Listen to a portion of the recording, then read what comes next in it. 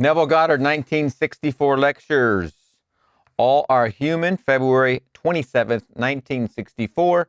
There is a lecture between this one we're going to read today and the last one called His Eternal Play. That was published on this channel 1 month ago, about, I think it's April 12th. His Eternal Play would have been next in line here, but I actually jumped the gun and did it about a month ago. So it's on the channel. If you want us to look it up, His Eternal Play.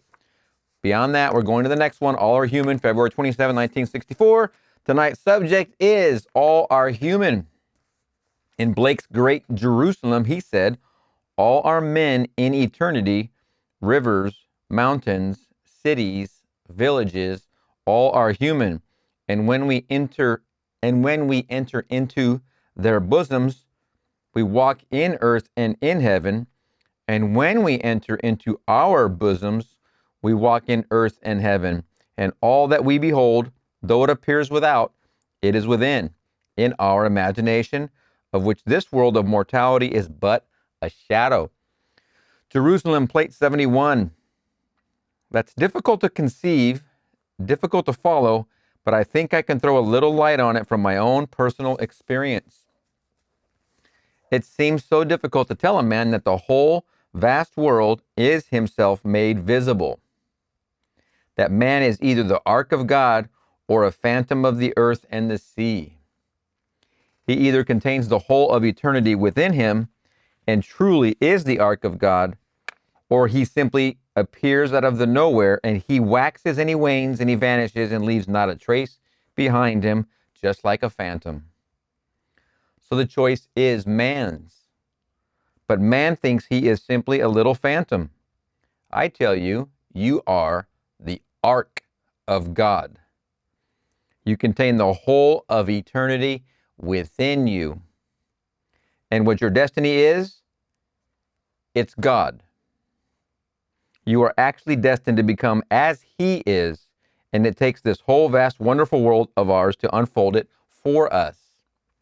As we are told, as the Father has life in Himself, so He has granted the Son also to have life in Himself. Then He said, do not marvel at this, for I tell you that the day is coming that all in the tomb will hear His voice and come forth. John 5:26. All in the tomb will hear His voice and come forth. Well, Blake made something similar in a little comment in his book, The First Book of Europe. He said, the dead heard the voice of the child and began to awake from sleep. All things heard the voice of the child and began to awake to life. That this Christ child, and you always think of Christ as a little child, always as the child. And you hear the voice of the child, and all in the tomb begin to awake from sleep. Yet in a tomb they were called the dead. They will come forth from the tomb. They will awake in the tomb and come forth. Now here is the new concept that came with the first one, who awoke from the tomb, awoke from the dead to find himself entombed and came forth. And then he brought an entirely different concept of what man really is. Man was under restraint in the past. So we are told, why do you live under restraints, under regulations? Why do you live as though you were still a part of this world? And why do you submit to regulations? That we read in Colossians, Paul's letter, the 2nd chapter of Colossians, verse 20. Because in the ancient world, man had so many restraints. If you read the 11th chapter of Leviticus, even as to diets. If a beast chews its cud, and at the same time it has a parted hoof and the cloven foot, well, then you could eat it. But if it chewed the cud like the camel, but did not have the parted hoof, then it was unclean. The pig did not chew the cud, but it had the parted hoof. It was unclean. You must have both. And so the hare, the rabbit, the badger, they chewed the cud. The hare does not chew its cud, but the ancients thought it did by the motion of the jaw. But it had the cloven hoof, as it were. It was not a parted foot, and therefore unclean. And the unnumbered things in the ocean, if they had fins and scales, they were clean, you could eat them. But if they did not have fins and scales, you could not eat them. They were unclean. So the eel that today the French devour and love, I've had them and they are delicious.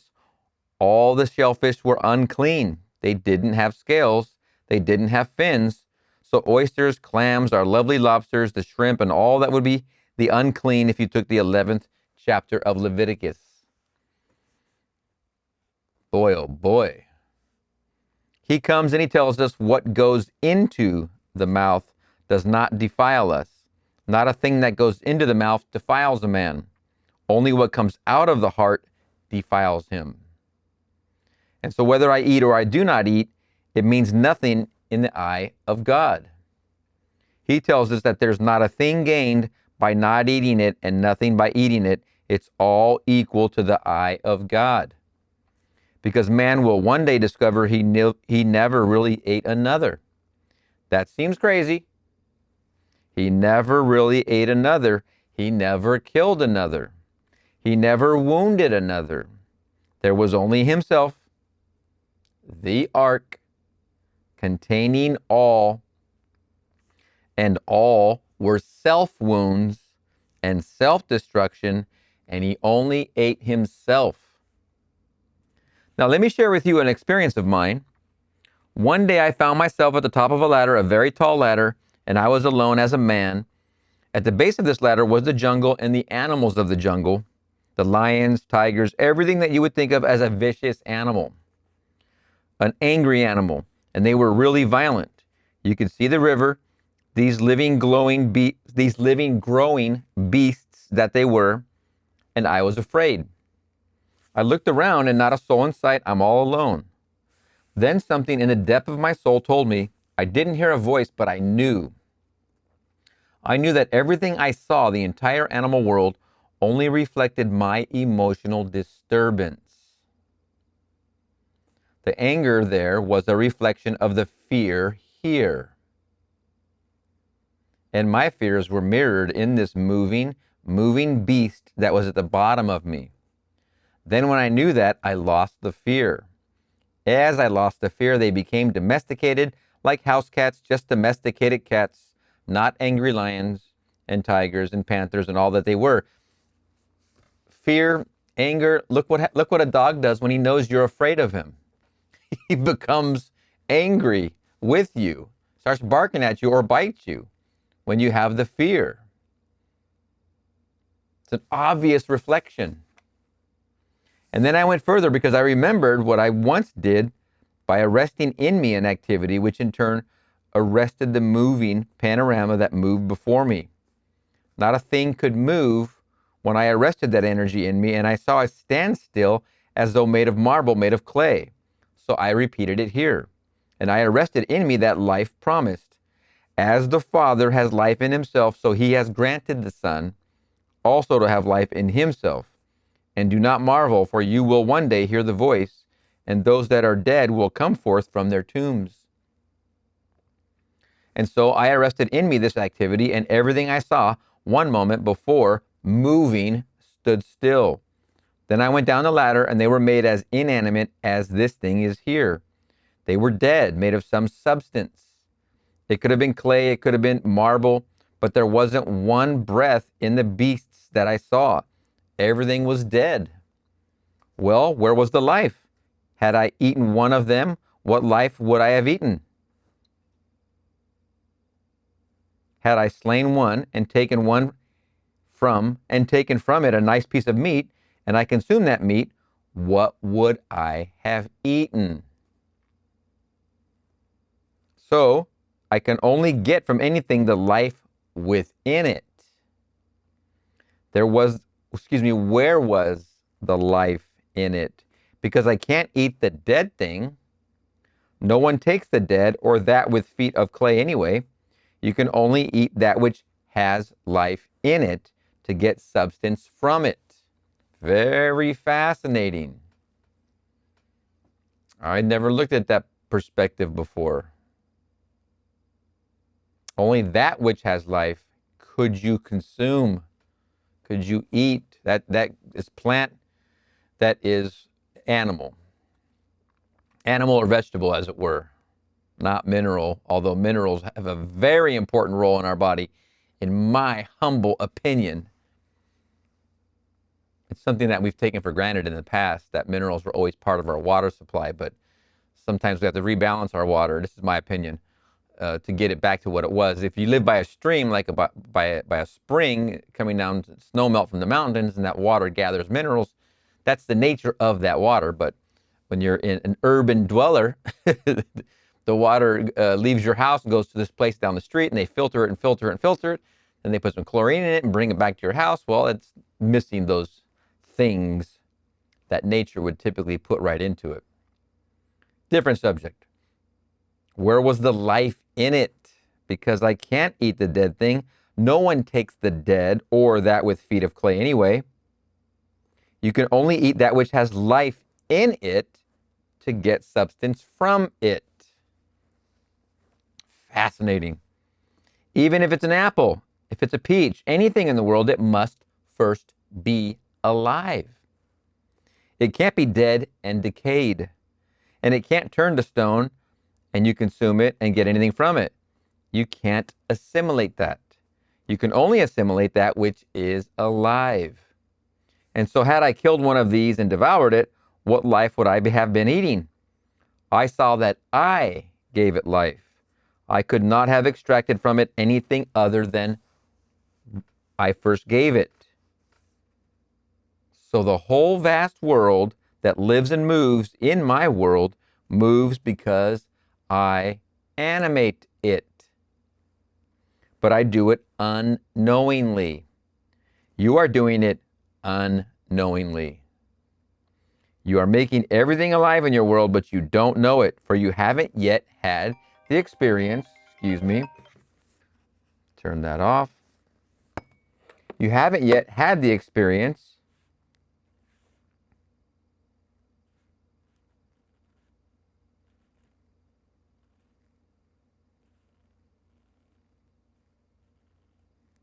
Where was I?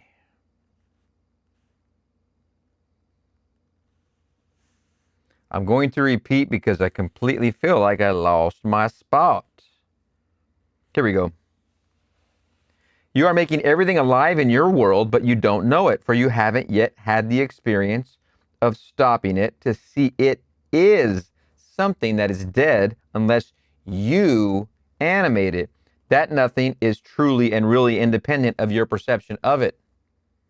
This is one thing Seth, the teacher, Seth, Jane Roberts, Robert Butts, Seth, one thing he said over and over and over, repeatedly, incessantly, thousands and thousands of times. You, five words from 5 letters, YCYOR, you create your own reality.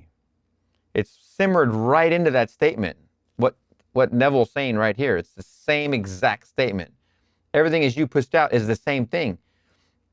You get to a place from the Seth material where you realize when your eyes are closed, nothing is there.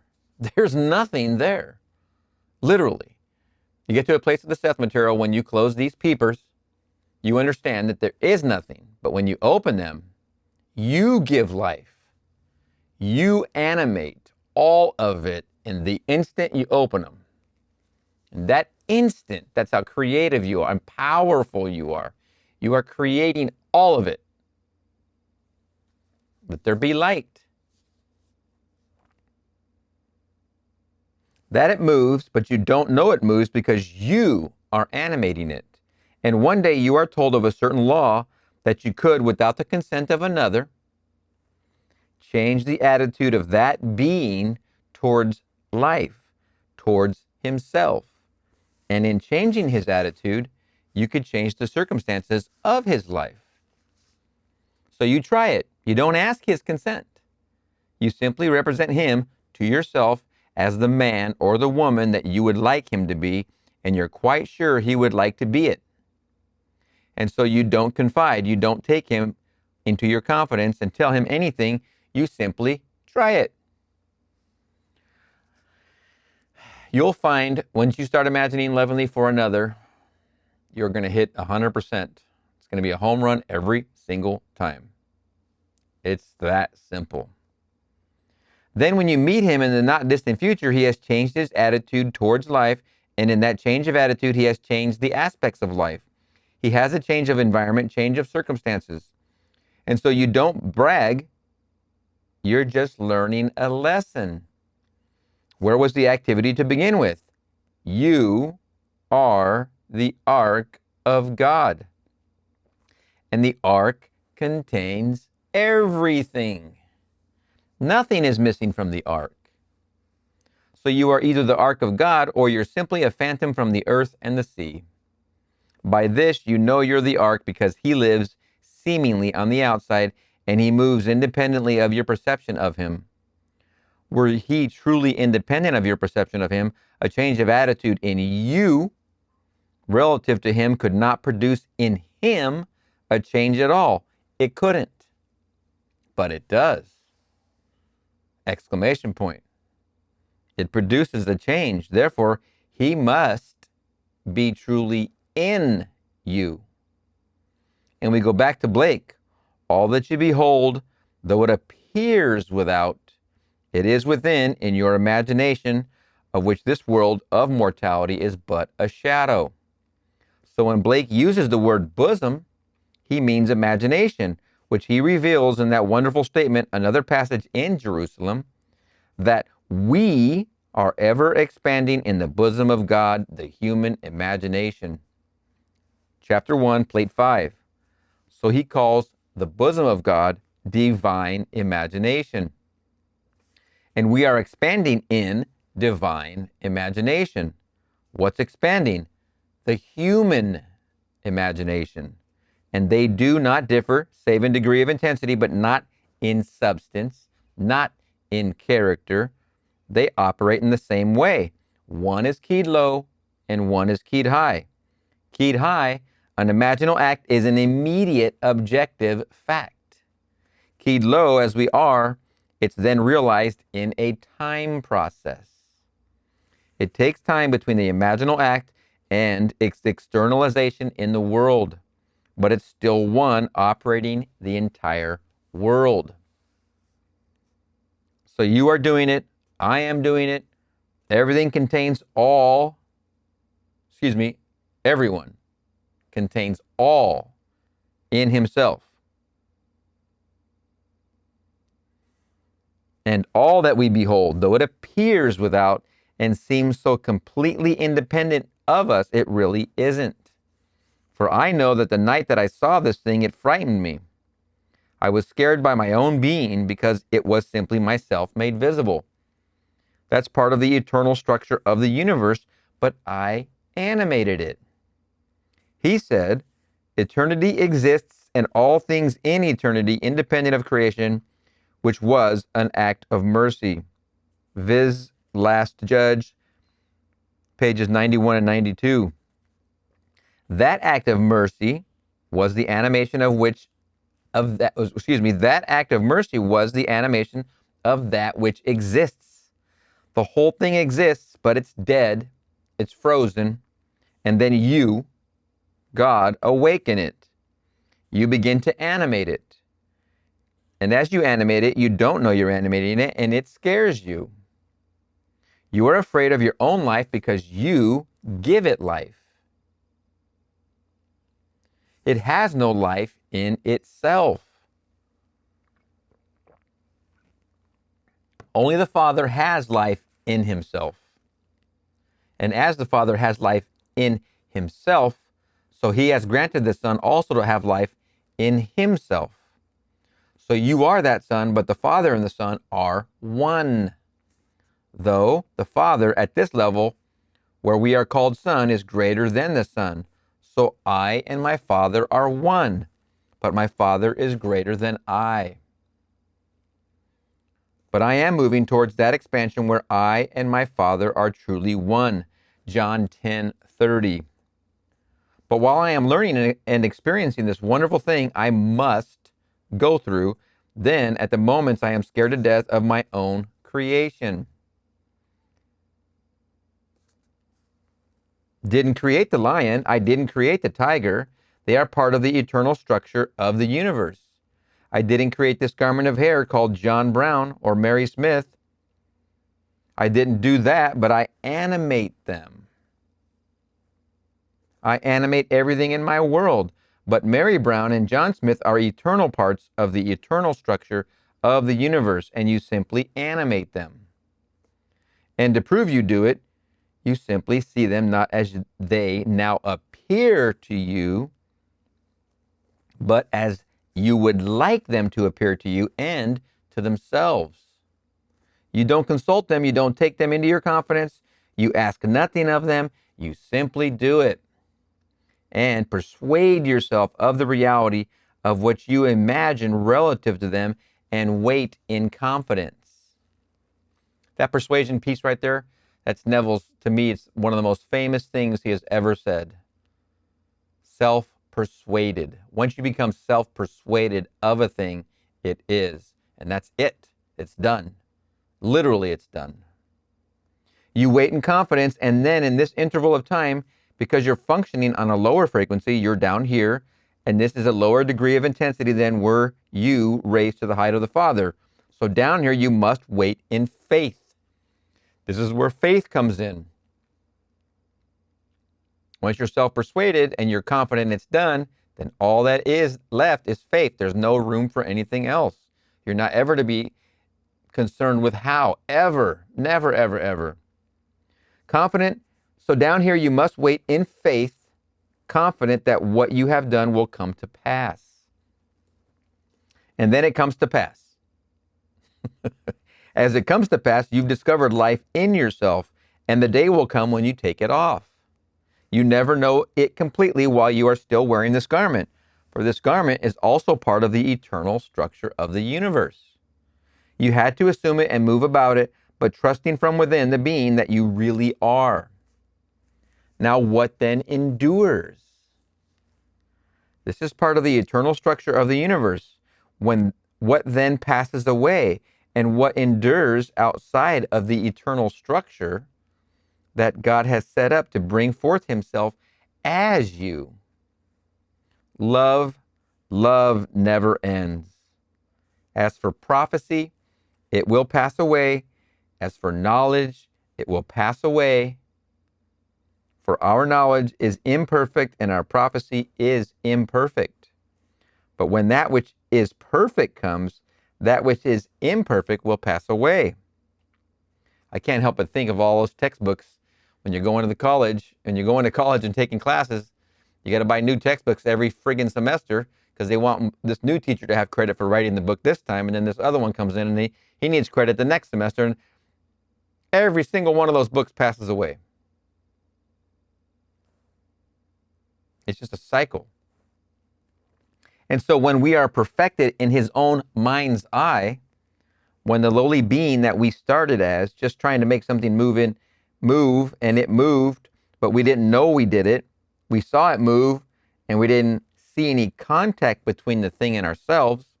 We didn't have a string like a kite, but we knew when we're flying a kite with the wind, we can do certain things, and we do know we are guiding the motion, or we feel we are.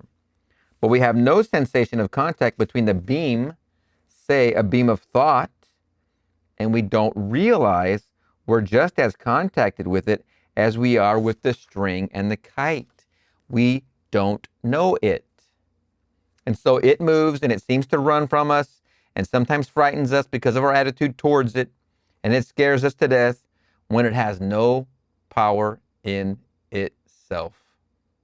All the power is in the mind of the one who is looking at it and imagining whatever he is imagining when he looks at it. And the whole vast world is simply the animated structure of the world, animated by the percipient, and you are the percipient. And so the thing that really remains is love, because God is love. There's nothing but God, and God is love. I just had a grandmother pass away a few years ago, almost 93, or she was 93, just turned. And all that remains is the affection for this grandmother by all of her descendants. The list is so long, I can't even begin to give you a number. but all that remains is love. And I see cousins on Facebook post pictures with her and old pictures, and I have many pictures myself, and all that remains of that person is love. That's what really endures. Last night I spoke at one of these salons. That's one of those things that you get into occasionally. You don't know why or how, but we all do it. And so not a blank space. So you got into it. And this nice couple, they asked me to tell them stories concerning my mystical experiences. All right, nothing pleases me more than to tell these experiences. And so this chap said to me, "You mean to tell me that you actually saw God?" I said, "Yes, I saw God." Then he smiled a little snigger. "Well," said he, "what is God?" I said, God is man. Excuse me, man, God is man. You may not believe it. You may think he's light and power and all these things, but I tell you, God is man. And one day you will have the privilege of meeting God. When you see him, you'll be absorbed by him, because to see him is to become him. And so you'll be incorporated into the body of love, and you will know, regardless of the arguments of man, that God is all love, infinite love, and nothing but love. All things pass away. All the wisdom of this world passes away. Everything passes away but love. Love never ends, never comes to an end, because God is love. Then his wife said to me, "Are you Isaiah?" I said, what has that to do about it? Am I Isaiah? ? I said, "No, I'm Neville. Isaiah saw God.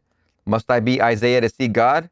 The pure in heart sees God. Only the pure in heart sees God. So if you are pure in heart, not in your eyes, for all of us in our own eyes feel that our ways are pure, all the ways of men are pure in their own eyes, but God sees the heart. And when in his eyes the heart is pure, you are called. You have no choice. Because you don't know that moment in eternity when you were selected, and that little secret of God's elective love remains his secret. And you are called for incorporation. That's all. You'll be asked a question. You'll answer correctly. At the moment of the answer, you are incorporated into the body of love, which is God. And let me repeat, God is man. That didn't sit well with them at all. And then this lady asked the question, why, if Jesus Christ is God, why did he cry out on the cross, my God, why hast thou forsaken me?" And then she quoted it as though it came from the book of Luke. I said, no, it didn't come from Luke. It came either from Matthew or Mark or both, but certainly not from Luke and not from John, because they do not use that 22nd Psalm. They use, that is, Luke uses the 31st Psalm, and only the 31st is quoted in this last cry on the cross. It wasn't a cry. It was a complete surrender in faith, for the words are, Father, into thy hand I commit my spirit. Not, my God, why hast thou forsaken me? That is Matthew. That's when the great presence is presented a king. In Mark, he is presented as a servant. In Luke, he is presented as the perfect man. He would not cry because a perfect man is made in the image of God, the pure in heart, so he doesn't. He knows God is infinite love. So at the very last, he knows the work is finished, and so, Father, into thy hands I commit my spirit. When it comes to John, John is God himself in the story as presented. And so he presents Jesus as Jehovah. And so the last cry there is, it is finished. To fulfill scripture, just prior to that, he said, I thirst, to fulfill the 69th Psalm. And so he thirsted, and they gave him vinegar for his thirst. So he cried out, I thirst. Then the very last words, knowing that it was finished, he said, "It is finished," and then gave up the spirit. So he didn't cry it. But the lady was insistent it came from Luke, because that very day she was reading Luke, and she read it in Luke. Well, not to have the other guests be disturbed, I did what normally I really should not have done. But I thought for the benefit of all, because if I did not correct it, they would have gone out thinking, well, you see, he doesn't know what he's talking about. And one lady corrected him, and so she knew. So I asked the hostess of the place if perchance she had a Bible, and she brought out a lovely big red Bible. I said, turn to Luke and turn to the 23rd chapter, for that would be on the cross. The 24th is after the resurrection. So she turned. I didn't have my glasses with me. And when you're pushing 60, you know you need glasses. I didn't have my glasses. So I said, I can't see this fine print. And some gentleman very graciously offered me his glasses, but I couldn't use them. He gave me the glasses, but I couldn't see anything then. Another gentleman, judging from appearances, I would say many years my senior, and his fitted me perfectly. They were just magnifying, and so I could see, and I read it for her. She was, still I'm quite unconvinced. I said, I'm reading from the 46th verse, the 23rd chapter of the book of Luke. When you go home, take the same book of Luke and read it, and you will see he never did quote the 22nd Psalm. He was only quoting the 31st Psalm.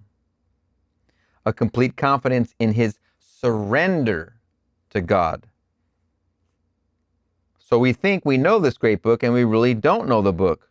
The book is telling you what I've told you earlier. You are the ark of God. All things in eternity are contained in you. There's nothing but God. And you and God are one. That shocks people as it shocked those last night. Not all of them, but the majority was disturbed. As the meeting, as it followed when the gathering after the meeting, from conversations that I had with so many of them following that, they were greatly disturbed because they can't bring themselves to believe that man is that great in the eyes of God. He's bringing out a son. What do you expect him to bring out? A son and not be like his father? Suppose I'm bringing out a son and my wife says, oh, we had a child this morning. And I'm delighted and I go into the room and she shows me a roach. She gives me a bug, a great big bug, and says, I gave birth to this morning. You're the father. Now, wouldn't I be proud? That's exactly what man is doing with God. He said, I will bring forth from you, from man. And he calls man this wonderful David. And he said, I will raise up after you, after you're dead. And so, when you lie down with your fathers, I will raise up from your body a son that will come forth from your body, and I will be his father, and he shall be my son. 2 Samuel 7, 12, and 14. Then all of a sudden he brings out a David, then all of a sudden he brings out of David, which is humanity, then all of a sudden he brings out of David what he's waiting eagerly for, his son, the image of himself. And David gives birth to a roach, ? Can you imagine that? What would God do? Step on it. He'd step on it right away and call it, well, some miscreation and start all over again.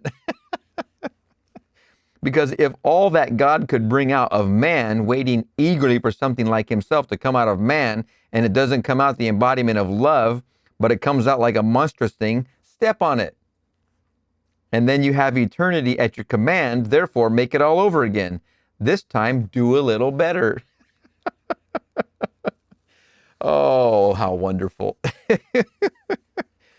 But God has done exactly what he planned. He is bringing forth from humanity his son. He is bringing out of David, that's humanity, one glorious son. It's you. When he brings you out, you're just like him. And may I tell you, he's all love, nothing but love. There is no hate in God, no retribution. The cry on the cross, the very first words, Father, forgive them. If you read Luke, Father, forgive them, they know not what they do. And then the second cry on the cross, he turns to the thief. He said, behold, I say unto you today. You see, in Greek and in Hebrew, there is no punctuation mark. In fact, no paragraph, no chapter, just one letter after the other. So our scholars had to break it and punctuate it. So if you take the comma and put it after I say unto you, and that's the break, and then today you will be with me in paradise, that changes the entire sentence. And yet and yet they all do that. But if I take that sentence and change the comma and say, I say unto you today, comma, I'm telling you today, you will be with me in paradise. I don't say you are going to be with me today. I'm telling you I have experienced it. I have experienced the promise complete, fulfilled, and I know my inheritance is the kingdom of heaven. I inherit not only the kingdom, I inherit a presence, and the presence is God. Because he gave himself through the revelation of his Son, who called me what he calls him. He calls me Father. He calls him Father. But he can't call both. We are one. And so I know I inherit a presence. I know when the time comes to take it off, automatically, he has already changed my lowly body to be of one form with his glorious body, and the body that I will wear tomorrow is one with that of the exalted Christ. That I know. And so when this happens, I will say to anyone, if a thief, all right, even though you are a thief, you're a cutthroat, you're a murderer, but I tell you, you will be with me in paradise. So his second cry on the cross, behold, I say unto you today, comma. You put the comma there. You will be with me in paradise. I'm not committing myself that now, this very day, you're going to be with me. Because if you read the story carefully, he said, touch me not yet. I have not yet ascended unto my Father. John 20:17. And that was 40 days later. So either one is misunderstood or the whole thing is a lie. It's a contradiction. But if you take the comma, and the scholar had the right to place it where he felt the meaning would be, and so he thought after you, if you place the comma, that would give the sense intended by the writer. It didn't give the sense. Behold, I say unto you today, comma, I'm talking today. You will be with me in paradise. So that's the story. And then the third cry is a complete surrender in absolute confidence into the hands of his Father. Father, into thy hands I commit my spirit, in confidence that this was intended, that we become one. For the Spirit, everyone's spirit becomes one. And he's one with the Father. So when he goes to the Father, he is the Father. But while he's here, clothed as we are clothed in flesh and blood, then seemingly he is not. And restricted to the limit of this region, this level of awareness. So I say, all of you, the whole vast world pushed out, everything in man made visible. Everything is man made visible. Let me repeat the sentence. So I say, all of you, the whole vast world pushed out, everything is man made visible. Man has never killed another. He has never eaten another. He has never wounded another. Because he only could hurt himself. I wouldn't say I wound a piece of clay. If I went in and took a knife, I could disfigure a lovely painting, but I wouldn't say I wounded it. I could be some awful character and then take a knife and cut the lovely canvas, but I wouldn't really say I hurt it. But if I gave it life and the thing became animated, it became alive, and then I put the knife to it, I would say I heard it. But the thing that would make it alive would be myself, the perceiver. Therefore, I'm really putting the knife into myself, but not yet that sensitive to feeling. This paragraph is the most profound one I've read in many pages. I must repeat for our consumption. So I say, all of you, the whole vast world pushed out, everything is man made visible. Man has never killed another.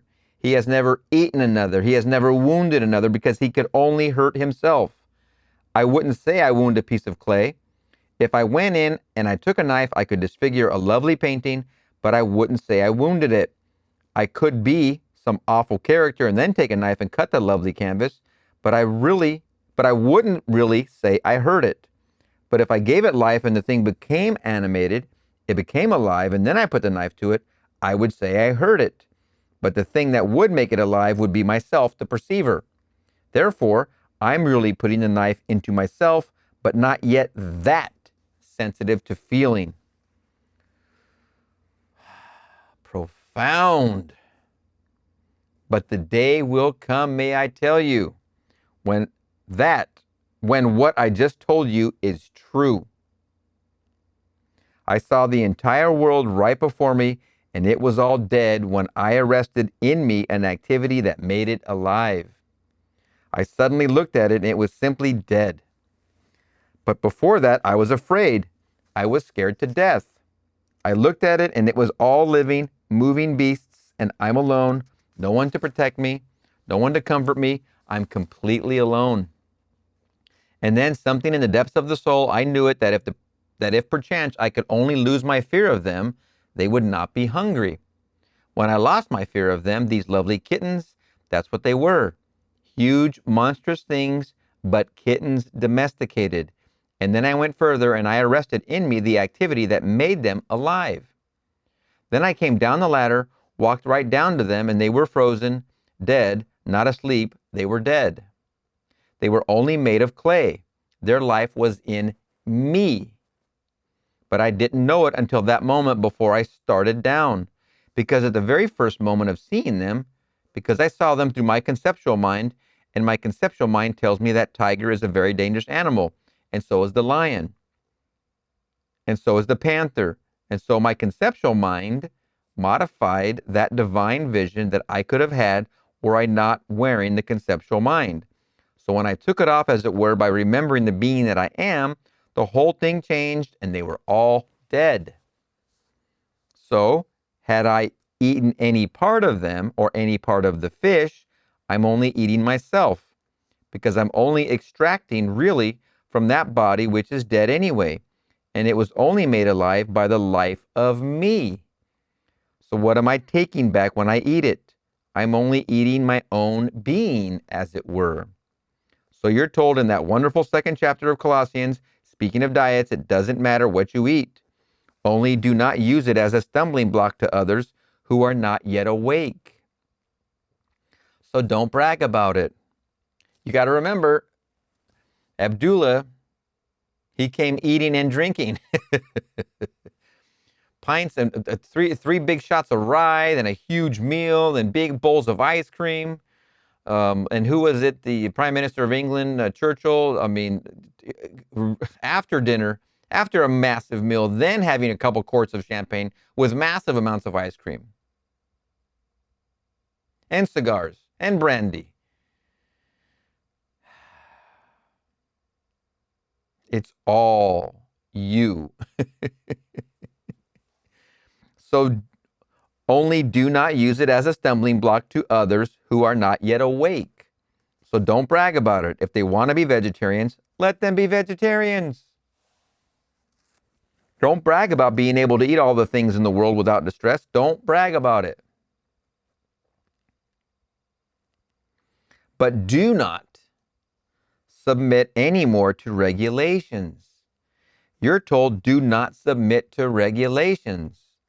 All the regulations of the churches, all the regulations of the outside things of this world, don't. Why do you once more, think of yourself, he said, as a part of this world. You're not a part of this world. You're wearing a part of the world's garment. And you're wearing it, but you're not the garment that you wear. You will have something that is coming out that is one with God. And your body is God's body, and the body is all love. So we are told love never ends. Knowledge passes away. Prophecy, it passes away. For both are imperfect. But when perfection comes, when that which is perfect comes, that which is imperfect will pass away. And so, all that man knows today about gravity, all that he knows about the so-called structure of the atom, all that he knows about everything in this world will be as nothing. It'll pass away because it isn't true.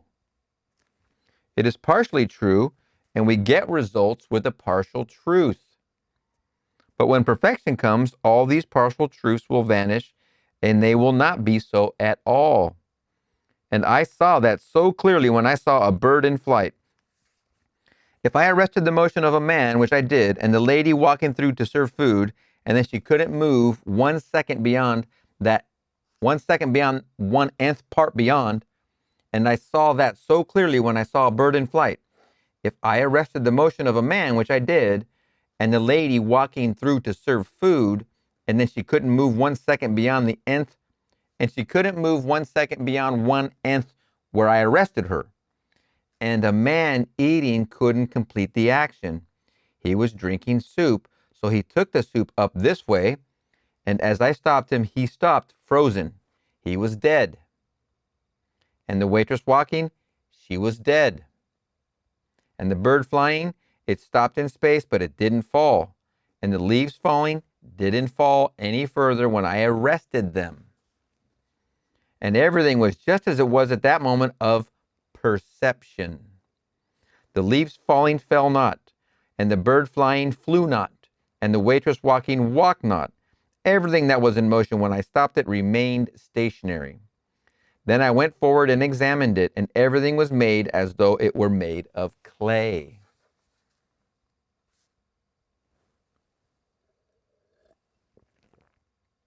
Then, when I released that activity in me, what happened? They all continued to complete their intentions.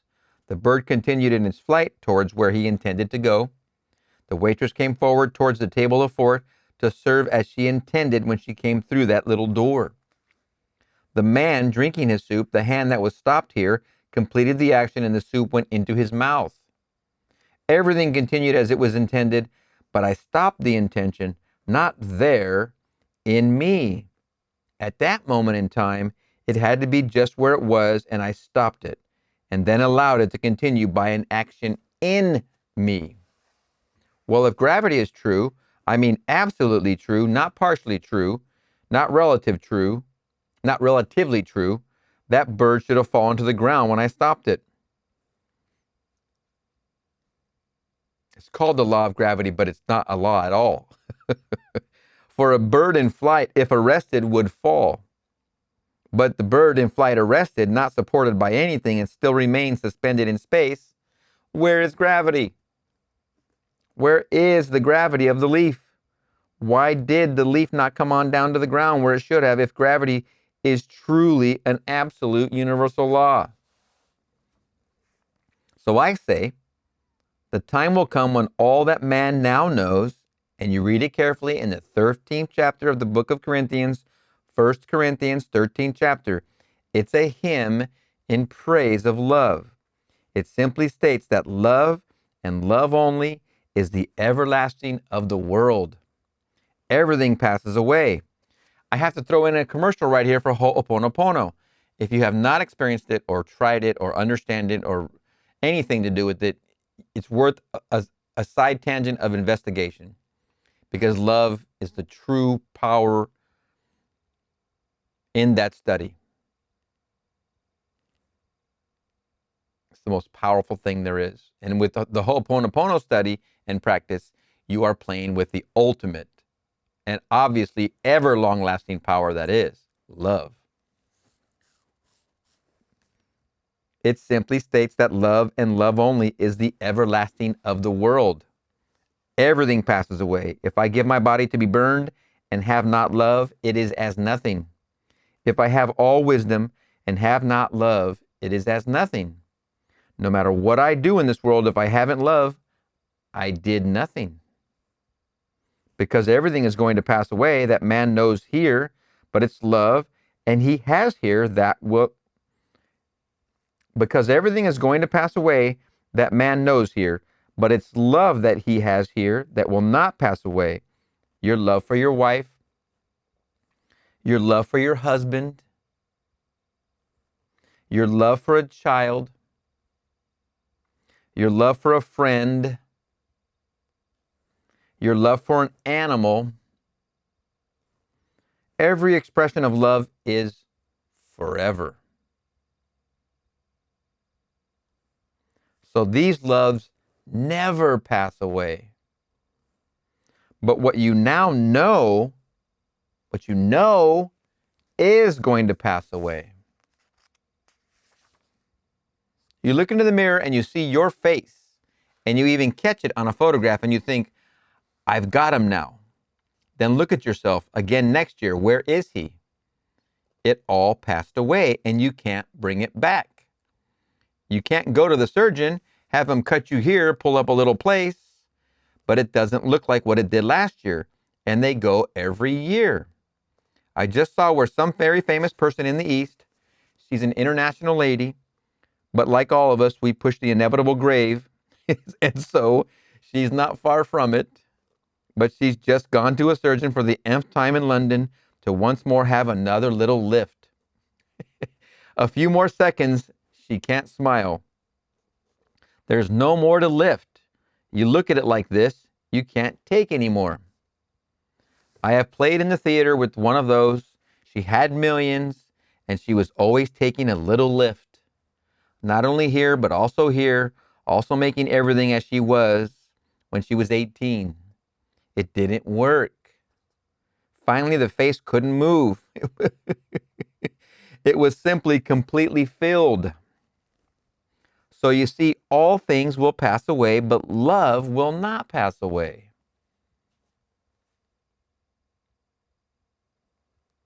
So whatever you do in love, know you are doing something that is permanent. Something that's forever. So fall in love with anything, with a bird at home. If you have a cat at home, if you have a dog at home, if you can't find humanity to love, love something, because love is the only living, permanent thing in the world, because God is love and everything else passes away.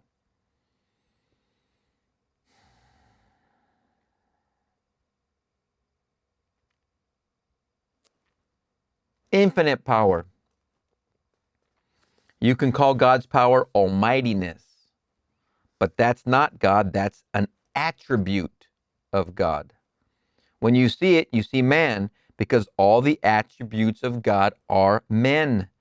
When you stand in the presence, almightiness, it's man. No question about it. But it's not God. God is love. When you stand in the presence of God, infinite love, you don't have to ask anything. Who are you? You ask no question.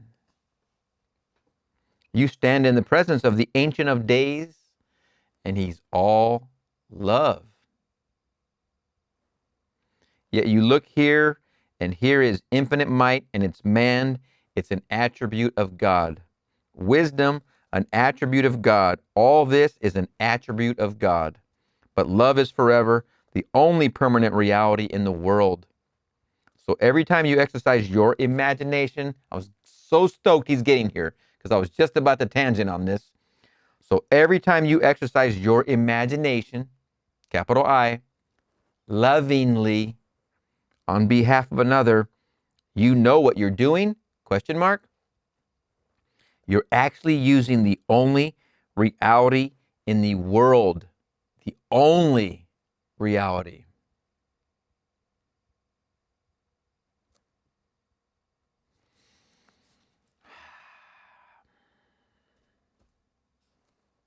Gradually, you awaken, and one day you'll hear the voice of the child. You will hear him, and you will awaken him from a profound sleep. Where will you awaken him? He'll come forth from the tomb. And where is the tomb? Your own skull. One day you will hear the voice of the child in the depths of your soul, and then you, who were dead, will awaken from sleep. You will feel yourself waking from sleep. May I tell you, you had no idea you were dead. Because you feel yourself waking, and you can only wake if you were asleep. And when you are fully awake, you know now you must have been dead because you are in a tomb. It's the only way you know that you're dead because because where you are alone in a sealed tomb, a sepulcher. So are we not told in Luke, and they called the word by its real name, they call it skull. And when they came to the place called the skull, there they crucified him. Luke 23:33. When they came to the place called the skull, there they crucified him. And just the very next verse, he said, Father, forgive them. They know not what they do. And then a few verses later, I say to you today, you will be with me in paradise. A few verses later, and he commits himself into the hands of the Father. Father, into thy hands I commit my spirit. Then he gives up the breath, gives up the spirit into the hands of God, for the journey is over. And that will be played by every child born of woman. Everyone is going to play that part. You can't avoid it. Because that's your destiny. God has predetermined your end. Regardless of what you do in between, I hope you play a lovely part. A beautiful part. But whether you do or not, the end is predetermined. And the end is that God gives himself to you. As though there were no others in the world, just God and you. And so the end is assured for all of us. Even if you have murdered, but you've never murdered love. Oh, man.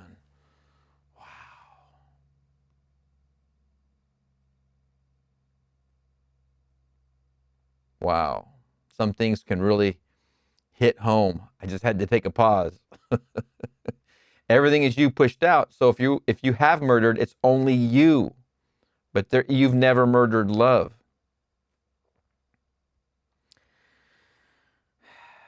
Even for those who attempt to think they can try and murder love by supposedly, quote unquote, murdering their parents, for instance.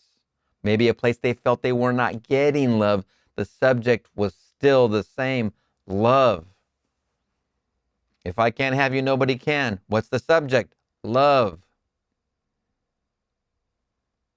And so the millions that Hitler murdered, he really murdered himself. Remember, it's all you pushed out. It's all you expressing your own drama on your own screen of space. O-W-N, your own screen of space. And so the millions that Hitler murdered, he really murdered himself. But he doesn't know it, hasn't the slightest idea. Stalin murdered millions, he murdered himself. I know that you and I, who have friends or relatives who were part of that awful story, we did not conceal that. We do not conceal that. We did not know that a friend was murdered. That friend was never really touched. That friend was really never touched, for in him, he too had life in himself. He animated his world. He was afraid of the rumors. He was afraid, as I was afraid, of the animals.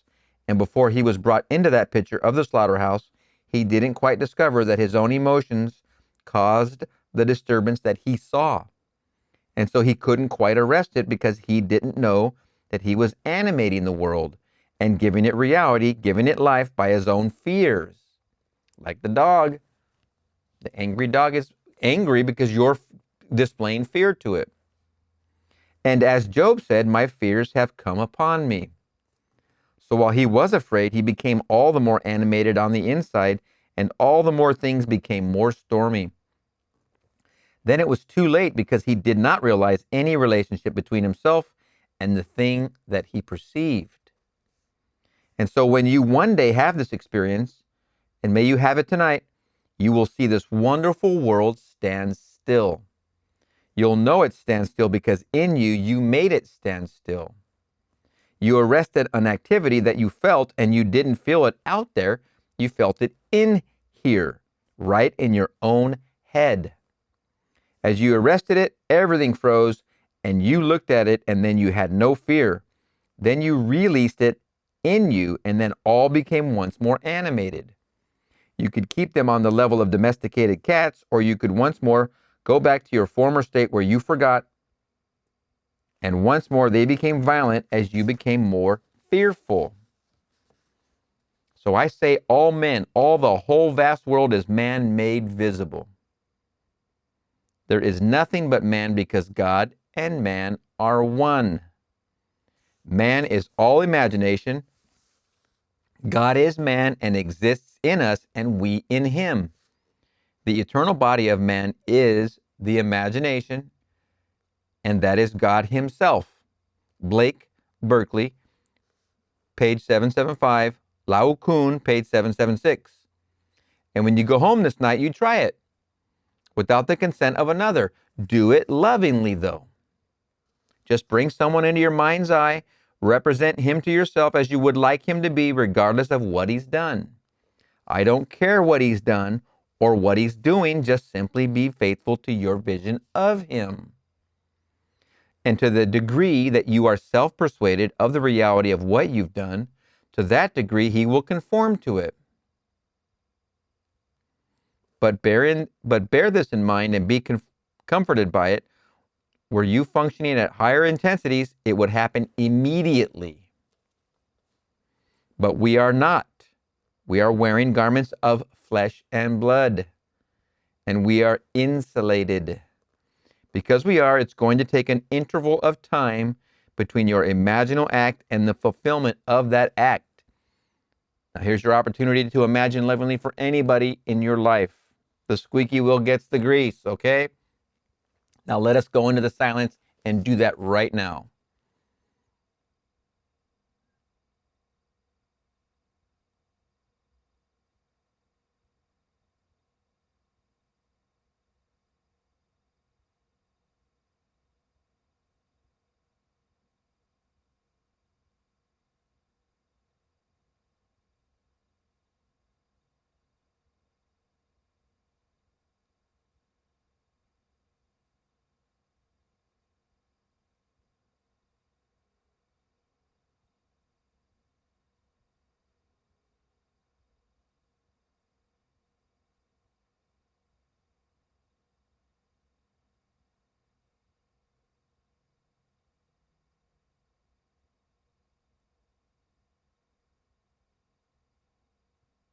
All right. Believe me, I got a list and I just keep going down it. Question, inaudible. Answer, blank space is the number of man. If you would tone 666, you would get 9 dot 6 plus 6 plus 6 would be 18.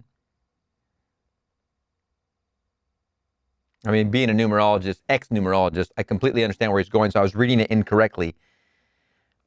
Someone must have asked about 666. So here's his answer. Blank space is the number of man. If you would tone,